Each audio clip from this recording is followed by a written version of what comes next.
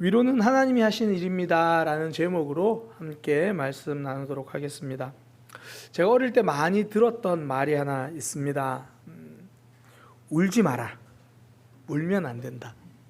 그리고 또 꼭 끼어서 하는 말이 있죠. 남자는 3번 운다.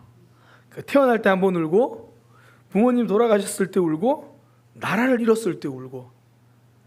제 생에 나라가 몇 번이나 망했는지 모르겠어요. 수시로 울었던 것 같아요.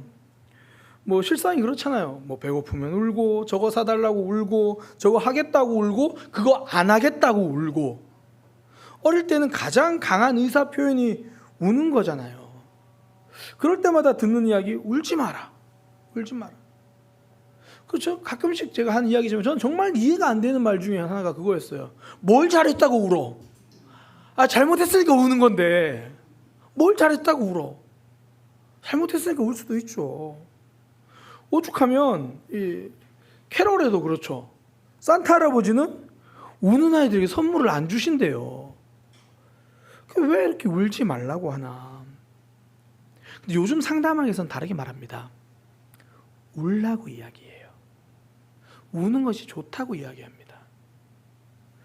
대한민국 중년 남성들이 가지고 있는 심리적 문제 중에 하나가, 꼭 이게 병리적 현상이 드러나지 않더라도 갖고 있는 거의 대부분의 대한민국 중년 남성들이 가지고 있는 심리적 문제가 뭐냐면 감정 표현 불능증이에요. 어릴 때부터 울지 말라는 얘기를 들으면서 자랐어요. 남자는 우는 거 아니다. 그러니까 그런 소리를 듣고 또 그런 환경에서 자랐으니까 자신의 감정을 잘 표현할 줄 모르는 걸 넘어서 자신의 감정이 뭔지도 잘 몰라요. 그러니까 지금 내가 슬픈 건지 화난 건지 잘 모르겠고 더 힘든 건 누가 그걸 물어봤을 때예요. 말로 설명을 못 하겠어요. 나도 내가 잘 모르겠으니까. 어릴 때부터 늘 울지 마라. 또 가장으로서 내가 무너지면 안 돼. 그런 책임감 때문에 힘든 감정 감추고 드러내지 못하고 그냥 견디는 거죠. 그래서 우리 사회가 남성들의 눈물을 보는 시선이 그런 것 같아요. 이렇게 한번 생각해 보시면 돼요. 스타벅스나 카페를 갔는데 여성 한 3명이 모여 있는데 한 명이 막 울고 있어요. 무슨 일인가 궁금하긴 해요. 그런데 이상하게 생각하진 않아요. 근데 이쪽으로 봤더니 남자 3명이 있는데 그 중에 한 명이 울고 있어요. 그러면 이미 시선 이상해지잖아요. 그러다 보니까 점점 감정 표현 불능증이 있는 거죠. 정말 우는 게 잘못했을까요? 그렇지 않습니다. 눈물은 약하다는 증거가 아니고요. 눈물은 생각보다 힘이 셉니다. 1997년이죠. 영국에서 다이애나 왕세자빈이 교통사고로 사망합니다. 파파레치를 쫓겨서 도망가다가 사고가 나서 사망을 하는데요. 그때 많은 영국인들이 슬퍼하죠. 왕세자빈이 죽었으니까. 정말 많은 영국인들이 울고 눈물 흘리면서 죽음을 애도했습니다. 그런데요, 정말 슬픈 일이긴 한데 그 이후로 이 다이애나의 장례식 이후로 영국의 정신병원의 우울증 환자 방문이 절반으로 줄었다고 합니다. 그래서 심리학자들이 이걸 보면서 이제 다이애나 효과다 이렇게 표현을 하는데요. 그녀의 죽음을 보고 슬퍼하면서 눈물을 흘린 행동 자체만으로도 일종의 이 묵혀놨던 감정의 해방구가 되는 거예요. 그러니까 아직까지 내 문제는 남아있긴 한데, 그러나 다른 사람 일을 할지라도 그것 때문에 실컷 울었다는 것만으로도 그 마음이 회복되기 시작하더라는 거죠. 그러니까 잘 울기만 해도 마음이 건강해진다고 심리학자들이 이야기를 해요.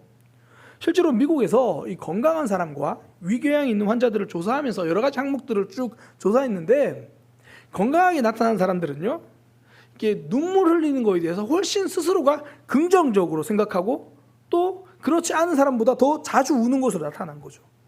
그러니까 눈물이 주는 힘이 있다는 겁니다. 그러니 울어도 돼요. 무엇보다 하나님이 우리에게 울어도 된다고 말씀하셨습니다. 오늘 본문에 보니까 우는 사람이 복되다고 하세요. 마태복음 5장 4절, 애통하는 자는 복이 있나니. 그러니까 슬프고 애통하는데 복이 있대요. 그 이유가 무엇입니까? 그들이 위로를 받을 것이다. 하나님께서 위로해 주신다는 거예요. 그러니까 하나님은 슬픔을 위로하시는 분입니다. 그러니까 위로는 하나님의 역사라는 거예요. 그러니 아픔과 슬픔을 하나님 앞으로 가져갈 때 위로받는 거죠. 근데 그걸 사람들이 좀 꺼리는 것 같아요. 문제는 가지고 가는데 슬픔 자체를 잘 못 가지고 가요. 자꾸 뭔가 이겨내야 될 것 같은 거예요. 그러니까 기독교 신앙 중에서 뭔가 자꾸 너무 준치적으로 야, 너 슬퍼하면 안 돼. 하나님 계시잖아. 너 이겨내. 그래서 막 정말 슬픈 일을 경험했는데도 눈물을 참아야 될 것 같고. 저는 장례식 때마다 자주 하는 이야기 있잖아요. 장례식 첫 유료예배 때 기독교인의 장례식도 슬픕니다. 슬퍼해도 됩니다. 울어도 되죠. 그런데 뭔가 내가 울면 신앙이 없는 것 같고, 주변 사람들이 저한테 자주 해주시는 말씀들이 있는데요. 뭐냐면 병원 좀 가라 해요. 병원 좀 가라. 목사님 아프면 병원 좀 가세요. 저는 뭔가 병원을 가는 게 좀 그래요. 감기가 들잖아요. 그럼 혼자 그 생각이 들어요. 아내는 이제 저한테 요즘은 아예 안 간다는 걸 아니까 이야기도 안 하는데, 예전 초창기에는 병원 좀 가세요. 그럼 제가 꼭 하는 얘기 있어요. 뭐 병원 간다고 달라지나요? 감기는 원래 약도 없어요. 늘 그럼 사는 말. 병원은 안 가면 일주일이고 가면 7일이에요. 그런 얘기를 해요. 근데 또 너무 아프면 또 병원을 가요. 갔다 와서 집에서 말해요. 진작 갈걸. 진작 갈걸. 가면 뭐 해결 안 될 것 같지만 실제로 많은 경우 아픔이 완화되죠. 하나님 앞에 가면 하나님이 야, 울긴 뭘 울어? 네가 뭘 잘했다고 울어? 하나님 못했으니까 울죠. 못했으니까 울죠. 오늘 본문이 그 얘기를 해주는 거예요. 아픔과 슬픔, 위로받는 길이 하나님이라는 거죠.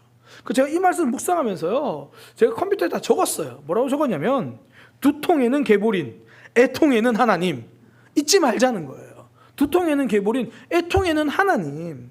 혼자 사귀지 말자. 아픔은 혼자 삭는 것이 아닙니다. 마음의 아픔은 혼자 사귀려고 하면 사가지는 게 아니라 썩어요. 하나님은, 성도는 하나님께 위로받는 사람입니다. 그런데 사람들이요, 애통한 마음, 슬픈 마음이 있으면 그걸 들고 하나님께 나오기보다 10중 8구 사람들 앞에 들고 나와요. 사람들 앞에 들고 나오면 대부분 그게 험담으로 바뀌어요. 처음에는 내가 아프다는 이야기를 들고 나왔는데 결론은 저 사람이 나쁘다는 걸로 끝나요. 그래서 결국 나를 아프게 한 저 사람 못된 놈, 이렇게 이야기가 끝나버려요. 이건 회복이 아니라 같이 죽어가는 거예요. 탈무드에 보면 그런 이야기가 있잖아요. 누군가를 험담하면 세 사람이 죽는다. 내가 옆에 사람에게 험담하면 험담을 하는 그 대상자가 죽는다는 거예요. 이 성경에도 미워하는 살인이라 그랬으니까. 그런데 그 사람만 죽는 게 아니라 내 이야기를 듣고 있는 이 사람도 죽는다는 거예요. 품지 않아도 되는 미움을 품게 되잖아요. 그리고 이 사람만 죽는 게 아니라 말하고 있는 나도 죽게 된다는 거죠. 우리가 그렇잖아요. 실컷 나쁘게 이야기하고 나면 속이 후련해서 더 이상 안 미워졌어, 이런 게 아니라 사람의 말은요, 곱씹을수록 강화돼요. 이런 경험이 있을 거예요. 너무 답답하고 힘들고 어려우니까, 너무 억울하니까 이제 사람 친구한테 막 이야기해요. 야, 사실 우리 과장님 있잖아. 이야기하다 보니까 그래서 다시 생각하기 더 열받네. 그러잖아요. 이야기하다 보면 더 미움이 강화돼요. 애통한 마음 사람에게 가져왔더니 사라지는 게 아니라 마음이 미움으로 자꾸 썩게 되는 거죠. 나도 썩고 저 사람도 죽고. 그러면 목사님, 사람한테 말하면 안 되겠네. 혼자 사귀어야겠네요. 혼자 사귀기 시작하면 그 미움이 많은 경우 복수로 변질되기 시작합니다. 성경에 그런 사람 나오잖아요. 압살롬. 압살롬이 아버지 다윗하고 관계가 좀 틀어졌습니다. 그런데 다윗이 압살롬이 얼굴을 안 보려고 해요. 그러니까 중간에 신하들이 막 중재해가지고 멀리 있던 압살롬이 이제 예루살렘으로 들어오긴 해요. 그럼에도 불구하고 다윗이 얼굴을 안 보거든요. 그러니까 압살롬 입장에서 마음이 힘들죠. 막 억울하기도 하고 답답하기도 하고. 근데 그걸 혼자 사귀니까 그래, 우리 아버지 다윗이 그럴 수 있지, 이게 아니라 그 마음이, 상했던 마음이 복수심으로 바뀝니다. 그래서 반란을 일으키고 아버지 다윗을 쫓아내요. 마음속에 혼자 사귀기 시작하니까 억울한 마음, 원통한 마음 결국 반역이 됩니다. 애통은요, 나 혼자 사귀려다 보면 결국 그 안에서 썩는 거예요. 그러니 하나님이 우리에게 위로해 주시겠다고 하시는 말씀은 혼자 끌어안고 썩지 말라는 겁니다. 하나님 앞으로 가지고 와서 위로받고 회복되라는 초청이죠. 생각지도 않은 어려움 만나서, 아니면 정말 누구 때문에 아프고 힘든 것도 참 견디기 어려운데 그것 때문에 내 마음까지 썩기 시작하면 얼마나 억울합니까? 하나님이 위로자가 되신다는 건 그 아픔에 머물러 있지 말라는 거예요. 흔히 우리나라 말에 그런 말 있잖아요. 종로에서 뺨 맞고 한강에서 화풀이 한다. 원래 이게 좀 부정적인 의미죠. 야, 너 저기서 뺨 맞고 왜 여기서 화풀이 하냐? 근데 성도는 이렇게 사는 사람이에요. 종로에서 뺨 맞고 하나님 앞에 한풀이 하는 사람입니다. 하나님, 저 사람이 오늘 저 때렸어요. 저 사람이 나한테 또 저랬어요. 그러니까 직장에서 막 억울한 일 당할 때 있잖아요. 그런 날은 무조건 하나님께로 나가서 기도하는 날이에요. 왜요? 억울하니까. 답답하니까. 그러니까 퇴근 시간만 막 벼르는 거예요. 내가 오늘 퇴근만 해봐라. 우리 하나님께 다 일러줄 거다. 뭐 그런 마음. 왜 사람 관계 하다 보면 억울한 일이 왜 없어요? 특히 직장생활, 사회생활 하다 보면 이 부당한 일도 많죠. 황당한 일도 굉장히 많죠. 들어보면 와, 저런 비상식적인 일이 일어나나. 우리 교회도 이제 뭐 카페를 하시는 분도 있잖아요. 가끔씩 들어보면 뭔 진상 손님들이 그렇게 많은지 모르겠어요. 근데 가끔씩 배달 앱을 시켜 먹는 제 모습도 진상이지 않을까 생각이 좀 들긴 하는데, 그런데 다 참아야 된대요. 왜냐하면 별점 테러 있으니까. 그리고 한두 마디 쓰면 이게 그거 보고 사람들 하니까 다 참아야 돼요. 근데 속이 썩잖아요. 제가 오늘 일부회 때 꼭 말씀드렸어요. 그 일부에 오셔서 정지현 집사님, 진상훈님 만나는 날은 퇴근하기 전에 교회 들렀다 가는 날입니다. 진상에게 뺨 맞고 하나님께 환풀이하고, 아마 그 직장이 많이 미사니까 많이 머니까 근처에 있는 교회라도 가가지고 하나님께 환풀이하고, 하나님, 와, 오늘은 세상에 자기가 다 먹어놓고 못 받았다 그래요. 하나님 너무 억울해요. 근데 또 환불해줬어요. 친절하게 웃으면서 그랬어요. 하나님께 환불해야 내 마음이 안전해집니다. 그래야 내 가정이 안전해집니다. 제가 하루를 여는 기도를 쓰잖아요. 근데 어쩜 요즘에는 퇴근길 기도가 더 필요하지도 있겠다, 그 생각이 들어요. 내가 살려면 일단 하나님께로 가야 돼요. 하나님께로 가야 마음이 썩지 않습니다. 다윗의 삶은 사울에게 뺨 맞고 하나님 앞에 시편으로 한풀이한 삶입니다. 그러니 그렇게 억울한 일 당하고도 그 마음이 썩지 않았고 복수심에 사로잡히지 않았죠. 얼마나 억울해요. 장인어른입니다. 장인어른. 그것도 다윗을 죽이려고 한 이유가 잘못해서가 아니라 잘해서, 너무 잘한다고 질투심 때문에 다윗을 죽이려고 해요. 얼마나 화가 납니까? 그걸 혼자 사귀고 있으면 그게 삭는 게 아니라 미움에서 복수로 변질된다고요. 그러면 어떻게 나도 사울을 죽일까? 어떻게 나도 사울에게 이 복수를 해낼까? 그것만 고민해요. 그런데 정작 다윗은 어떻습니까? 사울이 자기를 죽이러 왔을 때 사울은 자기를 보지 못하고 자기는 바로 사울 앞에 있을 때 살려주잖아요. 그것도 2번이나.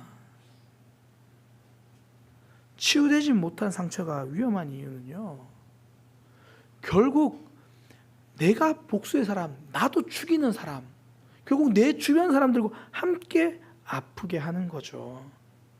다윗이 시편을 쓰지 않았으면 그의 삶 진작 무너졌을 거예요. 치유되지 못한 상처로 주변을 정말 힘들게 했을 거예요. 근데 다윗은 힘들면 언제나 하나님 앞에 가서 울었어요. 살려달라고 울고, 힘들다고 울고, 억울하다고 울고, 슬픔이 생기면 혼자 사귀다가 썩게 내버려 두지 않았습니다. 그러니 복수하는 인생이 아니라 원수의 죽음을 보고도 울어줄 수 있는 인생이 된 거죠. 이게 쉽습니까? 어려워요. 사람들에게, 전 세계 사람들에게 설문조사에서 세상에서 가장 어려운 일이 무엇입니까? 라고 쓰라고 하면 아마 단연코 1위는 나를 아프게 한 사람 용서한 일이라고 쓸 거예요. 그만큼 어려워요. 한강 작가가 쓴 소설 소년이 온다에 보면 이런 문장이 있습니다. 주기도문조차 끝까지 소리내 읽을 수 없었어. 내가 그들의 죄를 사한 것 같이 아버지가 내 죄를 사할 거라니 난 아무것도 사하지 않고 사함 받지 않을 거야. 내가 용서받지 못한 한이 있어도 그 사람들 용서할 수 없다고 말하는 거예요. 용서는 그렇게나 힘들고 어려운 일입니다. 내가 죽는 걸 알아도 포기할 수 없는 것. 그래서 하나님 앞에 울어야만 내 마음이 살 수 있는 거예요. 그러니까 용서하겠다고 울라는 것이 아닙니다. 사랑하겠다고 우는 거 아니고요. 그냥 아프다고 우는 거예요. 이겨내려고 하나님 앞에 가기 전에 이겨낼 수 없다고 우는 거예요. 위로는 하나님의 일입니다.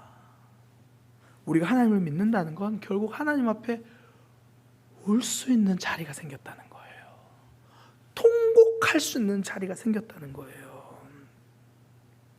심리학에서 예전에 자주 하는 말이 그런 거잖아요. 내 안에 울고 있는 내가 있어요. 심리학에서 그 내 안에 울고 있는 그 눈물을 닦아보겠다고 하는데 잘 안 되잖아요. 왜 그렇습니까? 자꾸 내 안에서만 울고 있어서 그래요. 진짜 울고 싶은데 울 수가 없어서 그래요. 하나님 앞에서 울어야 하나님이 눈물 닦아주십니다. 어쩌면 10년 전의 상처가, 20년 전의 아픔이 그때 울지 못해서 아직까지 내 속에서 골마서 썩어가는 이들이 있을 거예요. 어느 자리가 되어도 좋습니다. 나와서 하나님께 우세요. 하나님, 저 그때 너무 억울했어요. 하나님, 저한테 그런 일이 찾아올 줄 몰랐어요. 하나님, 그 사람이 저한테 그렇게 할 줄 몰랐어요. 하나님, 저 사실 괜찮은 척 했지만 아직도 안 괜찮거든요. 하나님, 대답 좀 해보시든지. 하나님, 저희 마음 좀 알아주세요. 하나님 앞에 울면 하나님 눈물 닦아주십니다. 아이가 엄마를 찾을 수 있는 최고의 방법은요, 우는 거예요. 울면 부모는 반응합니다. 이제 우리 교회에서도 이제 그 중년층에서 할머니 할아버지들이 이제 되시기 시작했어요. 벌써 이제 할머니 할아버지들 몇 분 계시는데, 저랑 이제 같이 말씀 교제하는 목사님 중에 한 2년 전에 할아버지 되신 이제 목사님이 있어요. 그래서 이 말씀을 나누다가 그분이 그런 얘기를 하더라고요. 손주가 울면 그렇게 마음이 아프대요.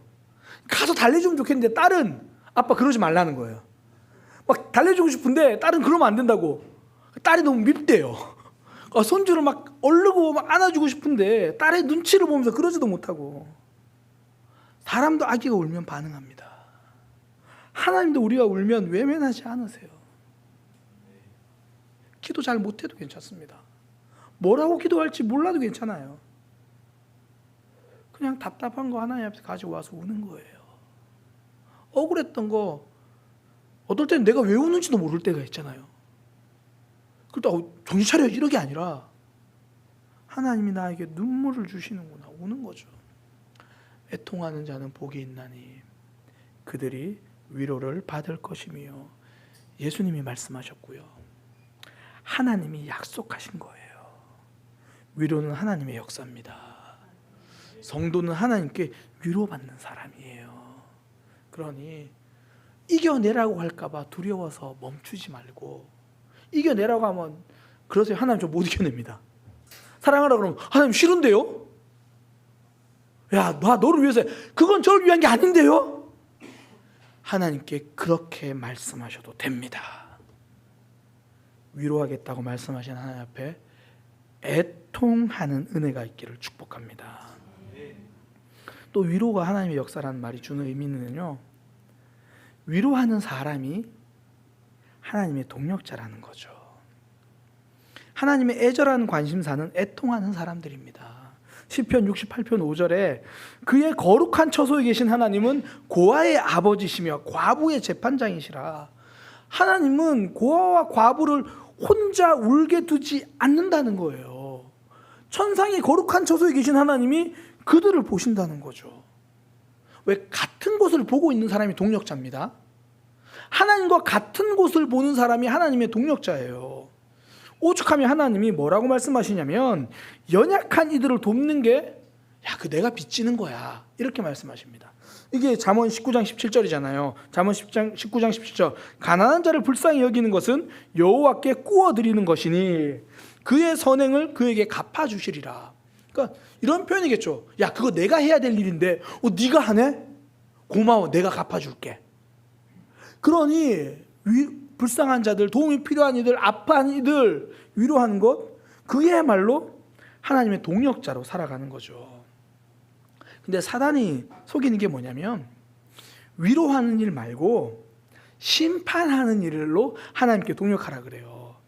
하나님이 저 사람이 그거 꼭 알려줘야 되니까 네가 가서 말해줘. 그렇게 사단이 속여요. 품어주는 일 말고 드러내는 일을 하라고 해요. 그 말 속에 뜻이 뭐냐면, 참된 뜻이 뭐냐면 너 하나님 닮지 말고 나 닮으면 안 되겠니? 이게 사단이 진짜 하는 말이에요. 성경에 보면 요한계시록 12장에 보면 성경은 사단을 참소하는 자라고 말해요. 여기서 말하는 참소하다라는 단어가 없는 말을 거짓말로 꾸며내다는 단어가 아닙니다. 소송 걸란 이야기예요. 그냥 고발한다는 이야기예요. 고발하다. 있는 이야기 그냥 그대로 한다는 이야기예요. 하나님은 우리의 죄를 없는 것처럼 십자가를 덮어주시는 게 하나님의 일이라면 사단은 하나하나 낱낱이 고발하는 게 사단의 일이라는 거예요. 그러니 나는 하나님을 닮아가는 사람인가? 아니면 누군가의 죄를 고발하면서 미움을 퍼뜨리면서 사단을 닮고 있는가? 품고 위로하는 사람이 하나님의 동력자입니다. 제가 얼마 전에 이제 전도사님과 이런저런 대화를 하다가 저의 청년 시절에 대한 이야기를 한 적이 있습니다. 저는 성격 유형, 요즘 이제 MBTI도 요즘 좀 끝물이긴 한데, 저 MBTI라고 한 성격 유형에서 F와 T 중에 전 T예요.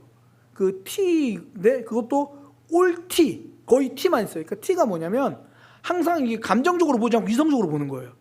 누가 찾아와가지고 목사님 저 이번에 시험 성적이 너무 안 나와서 힘들어요. 네가 공부를 안 했으니까 그렇지. 뭐 이렇게 이유를 분석해주는 그런 사람이에요. 올 T. 예.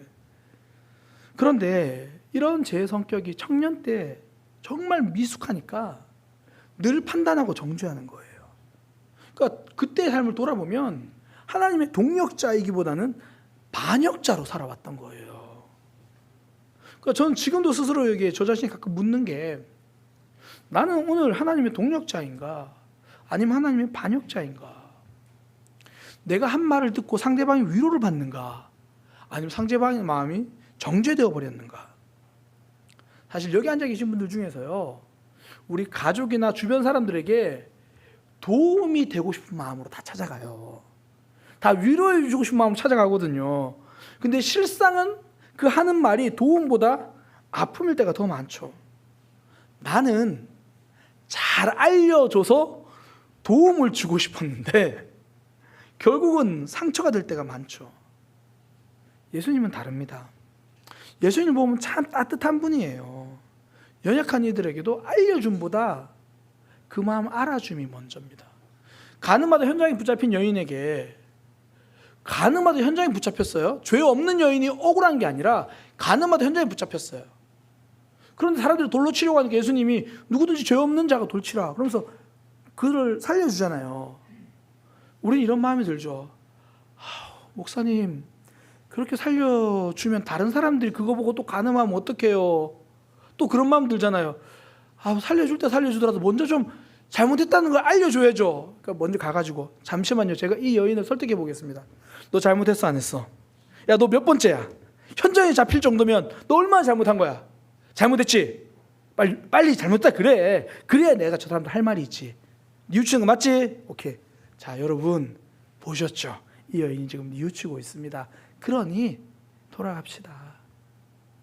우리의 마음이 그렇잖아요. 저 사람이 이 정도로 하면 그제야 내가 알려주고 가르쳐주고. 예수님 아니요, 먼저 보호해 주셨어요. 그러고 나서 한 말씀, 다시는 죄를 짓지 마라. 품어줌이 먼저였어요. 알려주심보다 알아줌이 먼저였어요. 그래서 예수님은 항상 안아주십니다. 전 예수님의 이런 마음을 정말 잘 나타내주는 본문이 이 나병 환자를 치유하신 장면이에요. 당시에 나병 환자 그러면 종교적으로도 또 이 의학적인 그들의 상식으로도 그 당시에는 나병 환자를 만지면 안 돼요. 전염될 수 있다 생각하고 또 그 부정함이 나에게 온다 생각하고. 근데 예수님은 이상하게 나병 환자는 손대서 치료하세요. 마태복음 8장 3절 예수께서 손을 내밀어 그에게 대시며 이르시되 내가 원하노니 깨끗함을 받으라. 어떤 거는 말씀으로 명령하듯이 한 것도 있거든요. 일어나 걸어라. 너의 상을 들고 가라. 뭐 그렇게 명령하실 때도 있는데 나병 환자에게는 손을 대서 치료하세요. 무슨 이야기입니까? 나병뿐이 아니라 외로움도 치유하시는 거예요. 나병을 넘어서 아픈 마음까지 치료해 주시는 거예요. 지금까지 홀로 고독하게 살아왔던 너의 삶, 하나님은 외면하지 않으신다. 사람들이 모르는 그 삶, 하나님은 아신다는 걸 예수님은 그 모습으로 증명해 주신 거죠. 하나님과 동역하는 삶이란 무엇을 잘못했는지 알려주기보다 아픈 마음을 알아주는 삶이에요. 세상은요, 어디를 가든지 알려줘요. 너 똑바로 해야 돼. 너 잘해야 돼. 너 열심히 살아야 돼. 야, 너 그렇게 해서 되겠니? 근데 예수님은 답을 알려주기보다 안아주시는 거죠. 우리가 잘 아는 소설 있잖아요. 빅토르 위고의 레미제라블, 그 장발장 나오는 이야기. 사실 우리가 이 소설에 다른 장면은 아무것도 모르는데 항상 이 미리엘 신부 이야기만 알아요. 그건 감동적이거든요. 장발장이 출소했습니다. 감옥에서 나왔어요. 근데 전과자라고 영화에서 재워주질 않아요. 돈이 있어도. 전과자라고 밥을 판매하지 않아요. 먹을 거를. 돈이 있어도. 그래서 배고프고 잠 오는 그때 미리엘 신부 집에 방문을 하는데 그 미리엘 신부가 이 저녁 식사를 대접하고 재워줘요. 근데 그 밤에 장발장이 그 저녁 식사 때 나왔던 은접시를 훔쳐가지고 도망가잖아요. 근데 잡혀요. 잡혀가지고 오는데 미리엘 신부가 한 이야기. 그 경감들이 와가지고 이 사람 줬다 그러는데 맞습니까? 네, 제가 준 겁니다. 그런데 왜 제가 준 은첩대는 가지고 가지 않았습니까? 이야기가 감동을 주는 이유가 무엇입니까? 장발장, 너 훔쳐가면 안 돼 라고 필요한 말을 알려준 게 아니라 그의 필요를 먼저 채워줬기 때문입니다. 이게 하나님의 마음이죠. 이 하나님 마음 덕분에 우리가 구원받을 수 있었잖아요. 이 하나님의 마음 덕분에 우리가 오늘도 예배할 수 있잖아요. 그러니 위로한 사람이야말로 하나님의 동력자입니다. 다르게 말하면요, 누군가 우리에게 찾아왔을 때 꼭 답을 다 알려주지 못해도 괜찮아요. 어떤 분들이 저한테 이렇게 말해요. 목사님, 저는 누가 이렇게 찾아오면 뭐라고 말해줘야 될지 모르겠어요. 뭐라고 답을 줘야 될지 모르겠어요. 그게 정답이에요. 그게 정답이에요. 제가 요즘에 설교 때도 가끔 자주 말씀드리는데요. 요즘 깨닫는 게 뭐냐면 가장 지혜로운 말은 침묵이구나, 이걸 깨달아요. 제가 이제 사역을 하면서 담임 목회를 하면서 깨달았어요. 그러니까 제가 이제 올해 뭐 옛날 나이가 좀 너무 많아가지고 그 이제 47인데요. 그러니까 한 45 기준으로 그때쯤 깨달아진 것 같아요. 그러니까 저는 이렇게 설교 준비하면서 이렇게 좀 스스로 정리를 했어요. 내 인생 45까지는 지혜롭게 말하는 법을 알고 싶었다면 이제는 지혜롭게 침묵하는 법을 실천하고 싶다. 그러니까 잘 알려주는 것보다 뭐라고 말할지 모르겠어요. 그게 고수예요. 그게 진짜입니다. 그냥 들어주면 돼요. 그냥 울어주면 돼요. 기도해주면 돼요. 목사님 그거면 돼요. 네, 그거면 충분합니다. 성경에서 이미 그 지혜를 말했어요. 우는 자와 함께 울어주라. 그게 위로예요. 알려주는 사람이 아니라 알아주는 사람. 말씀을 맺겠습니다. 크리스마스 캐롤 중에 정말 성경적이지 않은 캐롤이 있다는 걸 우리는 알았어요. 산타 할아버지는 우는 아이들에게 선물을 안 주신대. 울면 안 돼. 오늘 성경은 울면 복돼. 하나님이 위로를 선물로 주시니까. 그래서 행복이란 찬양에서 이렇게 이야기하죠. 눈물 날 일 많지만 기도할 수 있는 것, 그것이 행복이래요. 눈물 나는 삶이 행복이 아니라 하나님 앞에 기도할 수 있는 것, 그렇게 하나님께 들고 나올 수 있는 믿음의 삶이 되기를 소망합니다.